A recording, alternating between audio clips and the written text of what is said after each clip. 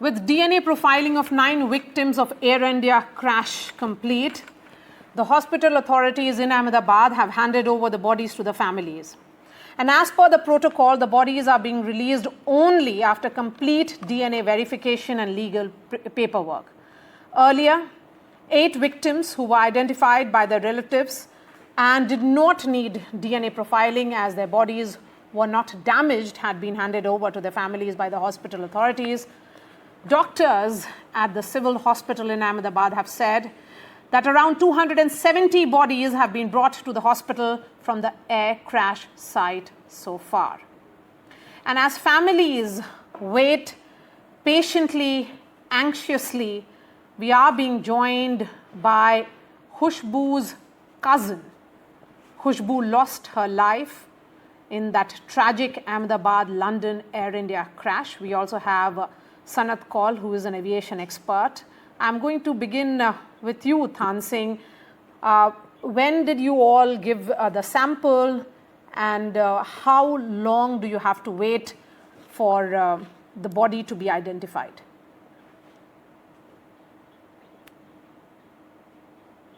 थान सिंह जी, अगर आप हमारी बात सुन सकते हैं, खुशबू, कितना आप लोगों ने क्या डीएनए अपना सैंपल दे दिया है और हॉस्पिटल वाले क्या बोल रहे हैं, कितना वक्त लगेगा जब तक ये डीएनए सैंपल मैच कर जाएगा और बॉडी हैंडओवर में कितना वक्त लग सकता है? देखिए, हमने डीएनए सैंपल जो है वो उसी दिन शाम को 6 बजे दे दिया था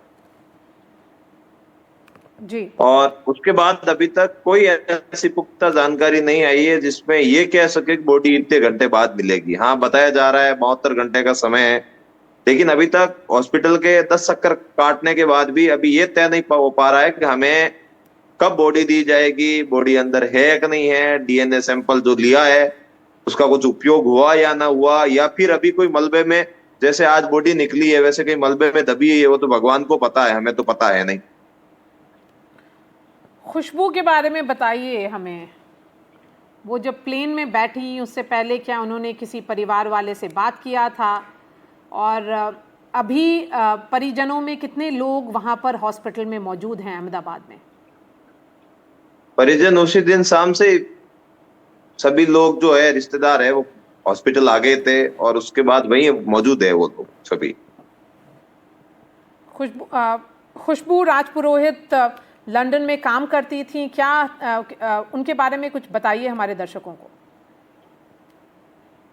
खुशबू लंदन में काम नहीं करती थी, खुशबू के हस्बैंड जो है वो लंदन में जॉब करते हैं और खुशबू उनके पास रहने के लिए लंदन जा रही थी, लेकिन अब वो जाने वाली स्टोरी कल बताई उसको, वही बात हो गई, लेकिन अभी तक ये नहीं पता हमें अब उसके साथ क्या हुआ है, कैसे है, बॉडी कब मिलेगी, ये तो कोई जानकारी दो कोई हमें आपके चैनल के माध्यम से।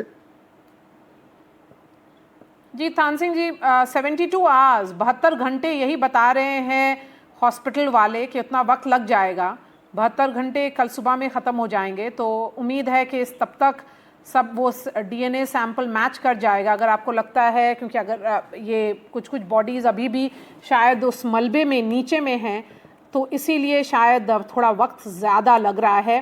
मैं आपके पास फिर से आती हूँ, लेकिन let me bring in Sanat Kaul. Sanat Kaul, you know, this is a tragedy, like we have to look at the human faces. I mean, it's the family members who have survived, and all of them have stories to share, the stories of grief, of pathos and hopelessness. Well, it's extremely unfortunate what has happened, and my sympathies also go for the family members.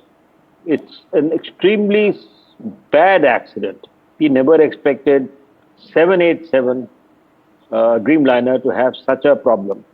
तो ये जो हुआ है, ये हादसा का कोई समझ नहीं आता क्यों हुआ है। अब खैर इंक्वायरी कमेटी बैठा दी गई है, उसमें FAA, Boeing, federal aviation authority जो है US की, बोइंग, ब्रिटिश और हमारे DGC और वो सब लोग इसमें पार्टिसिपेट करेंगे। तो मेरे हिसाब से ये इंक्वायरी एक अच्छी हो रही है, क्योंकि इसमें सब लोग इन्वॉल्व हैं और कोई इसमें गुंजाइश नहीं रही है कि कोई किसी को एक्यूज करे कि इसको कवर अप किया है या कुछ किया है। दूसरी बात यह है कि अब लोग और एयरफोर्स नहीं, पायलट्स भी अपना वीडियो निकाल रहे हैं कि ये बात हुई, वो बात हुई।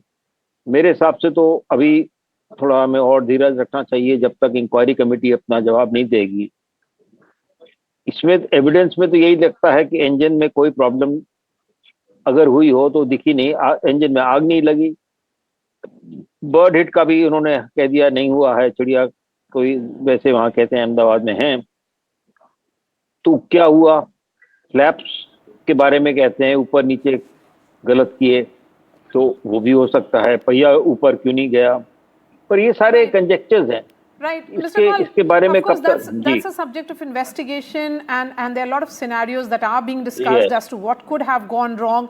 But for somebody like Than Singh, who and his entire family, who are mourning the death of Khushbu Rajpurohit, who was on that flight traveling to London to start a family with her husband, start happy life. For them, it's that painful weight, absolutely unbearable weight to identify that body for carrying out the last rites. And that's what is most heartbreaking. There are several such stories that are coming in from that hospital, the civil hospital in Ahmedabad, where the families wait for the DNA samples to be matched.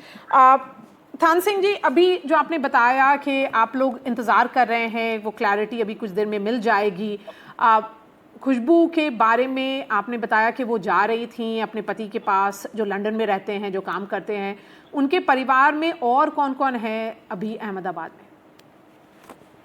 उनके पिताजी अहमदाबाद हैं, उनके सासा जी, ताऊ जी, सभी लोग वहां रुके हुए वेट कर रहे हैं। हमारे बहुत सारे परिजन जो अहमदाबाद में रहते हैं, हमारे राजपूत समाज से 36 कौम के जो लोग हैं हमारे, वो पूरे के पूरे उनके पास इतने समय से बैठे। पर हमारे लिए अब जो समय, हमें ये मालूम था कि आज शाम तक हमें बॉडी दे दी जाएगी, लेकिन आज शाम भी बीत गई, लेकिन कल सुबह का भी कोई कंफर्मेशन हमारे पास नहीं है कि हमें बॉडी मिलेगी।